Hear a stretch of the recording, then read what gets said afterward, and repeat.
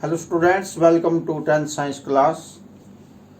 तो 10th science में पिछली वीडियोस में मैंने आपको सोर्सेज ऑफ एनर्जी वाला चैप्टर करवाया था और अब ये करवाते हैं आवर एनवायरनमेंट। चैप्टर्स तो ये थोड़े थोड़े मार्क्स के हैं लेकिन आसान है।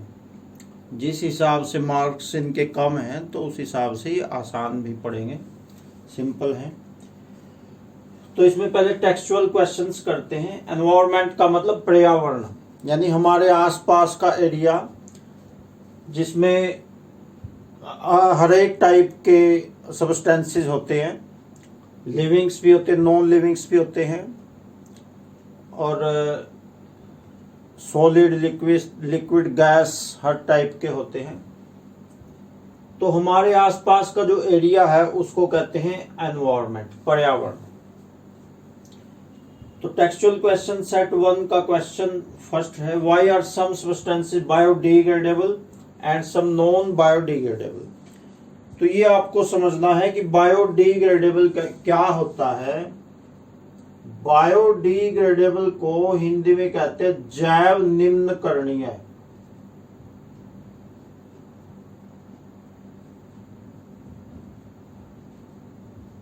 जैव निम्नकरणीय।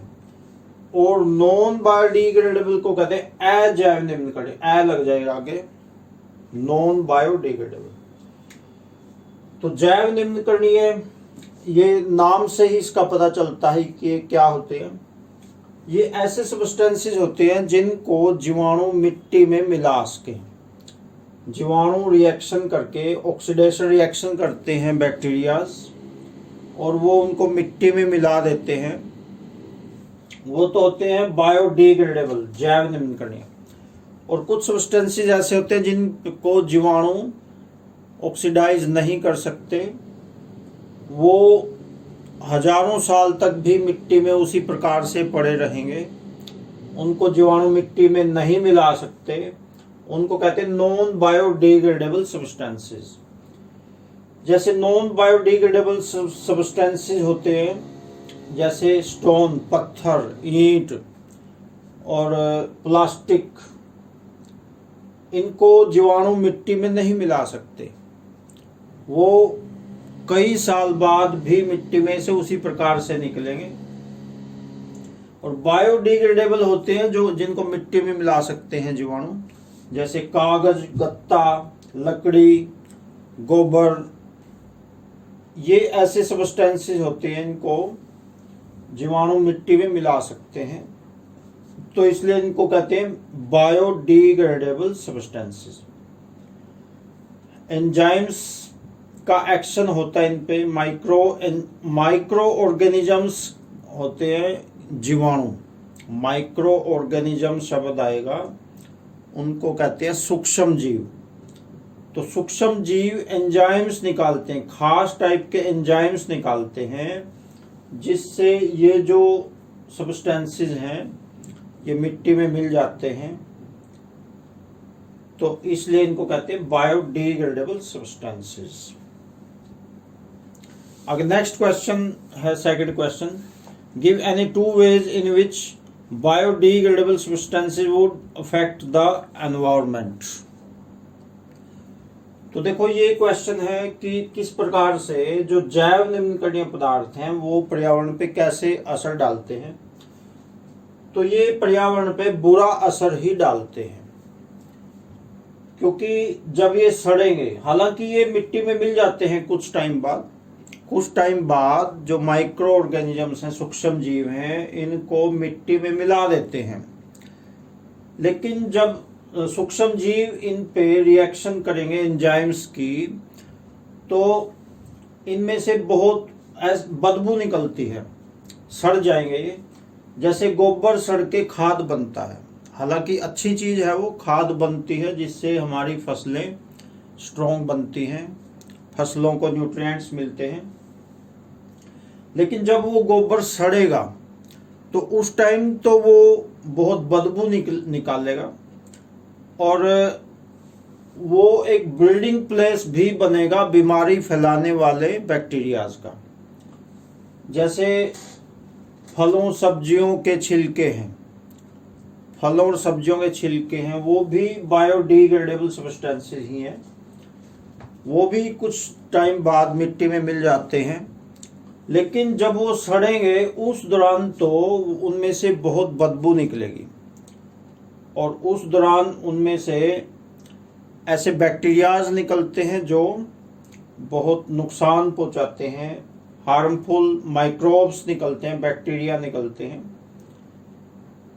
हालांकि फिनिश होने के बाद तो वो खाद बन जाते हैं, लेकिन बीच का जो टाइम है उस दौरान वो एनवायरनमेंट को नुकसान पहुंचाते हैं। नेक्स्ट उसी सेट 1 का सेकंड क्वेश्चन है, give any two ways in which non biodegradable substances would affect the environment. ये है वो था बायोडिग्रेडेबल का, और ये है नॉन बायोडिग्रेडेबल यानी अजैव निम्नकरणीय पदार्थ।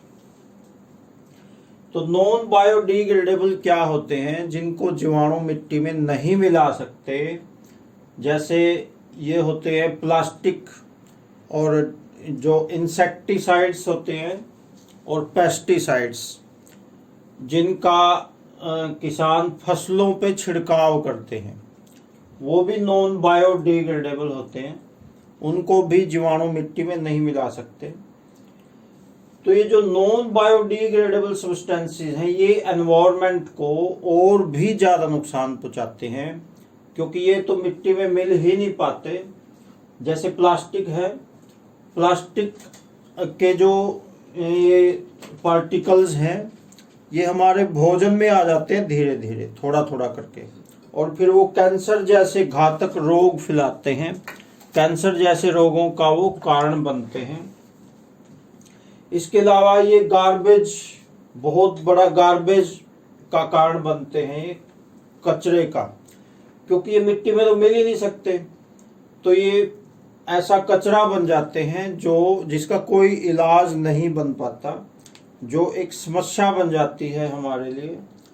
तो एक बड़ा गार्बेज का हीप यानी ढेर बन जाता है, कूड़े का पहाड़, कूड़े का पहाड़ कहते हैं जिसको। दिल्ली में आपने देखे होंगे कई जगह पे हैं कूड़े के पहाड़, तो वो इन्हीं के कारण बनते हैं।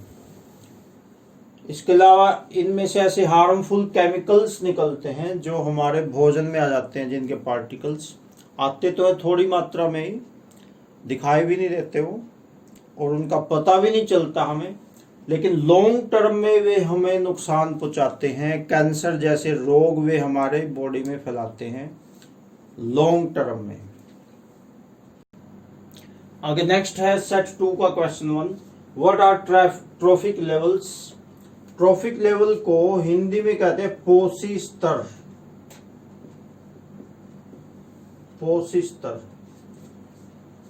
Give an example of a food chain and state the different trophic levels in it. तो फूड चेन को हिंदी में कहते हैं आहार श्रृंखला।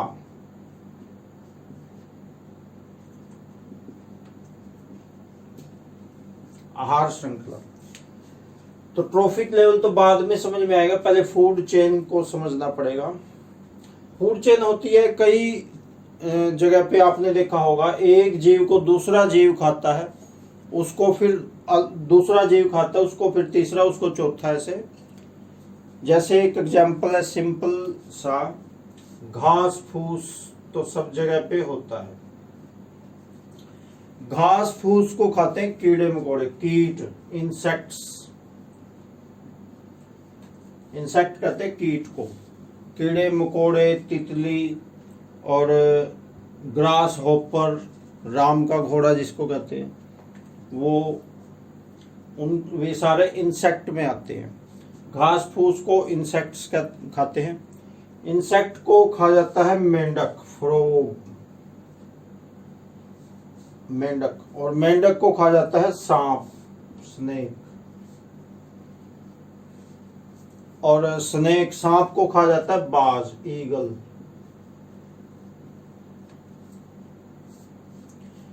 तो ये एक फूड चेन का एग्जाम्पल है, ध्यान से समझना है आपने।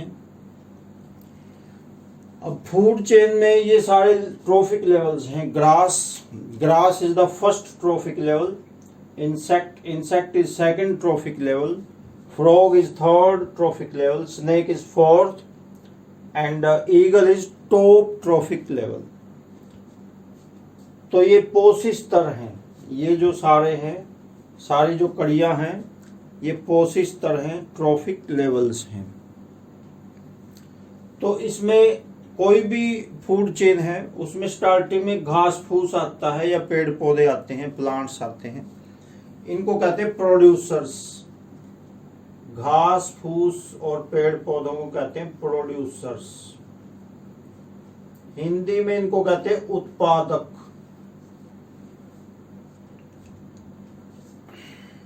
प्रोड्यूसर्स। और ये जो सारे हैं, ये सारे हैं कंज्यूमर्स। हिंदी में इनको कहते हैं उपभोक्ता।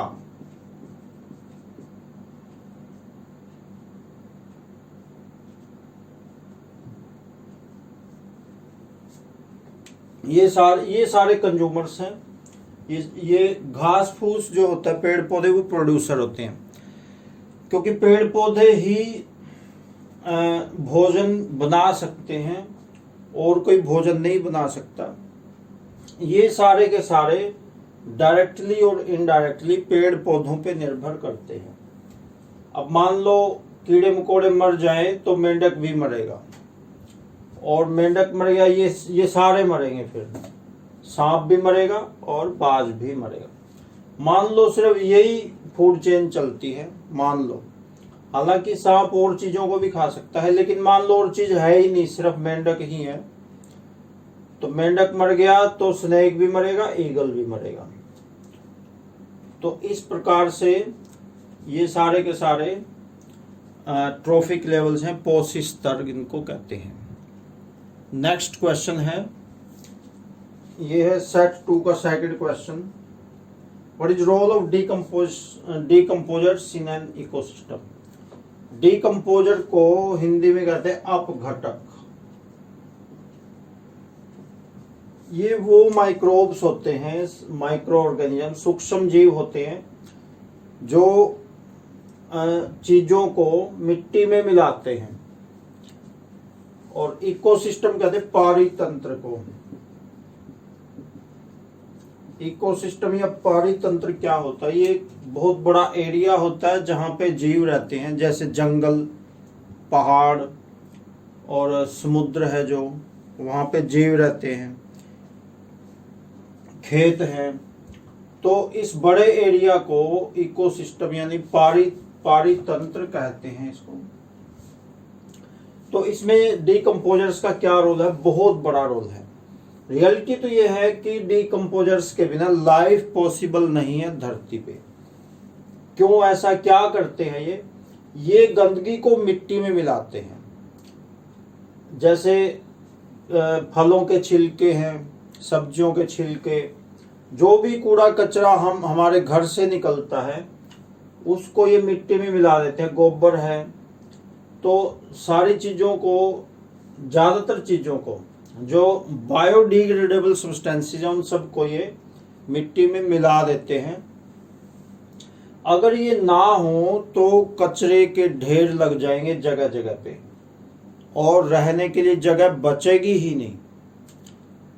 अब दिल्ली में देखो, बहुत कूड़े के कई जगह पे पहाड़ हैं और उनका एरिया बढ़ता ही जा रहा है। ये दिल्ली सरकार के लिए बहुत बड़ी समस्या बनती जा रही है कि आगे कचरे को कहाँ डालेंगे, क्योंकि जगह खत्म हो गई है कचरा डालने की। तो ये उनके लिए एक समस्या बनी हुई है। तो डीकम्पोजर्स दो काम करते हैं। एक तो कचरे को खाते हैं, ये कूड़े कचरे को खाते हैं। दूसरा काम ये करते हैं कि ये कचरे को खा के और उस जगह की सफाई कर देते हैं, और उस कचरे को ये खाद में बदल देते हैं, और जिससे हमारे जो जमीन है, जमीन की उपजाऊ शक्ति बढ़ जाती है।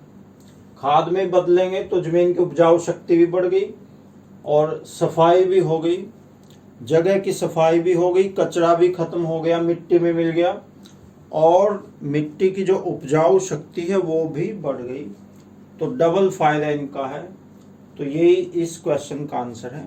तो चलिए इतना ही कर लेना इस वीडियो में। Okay, thanks.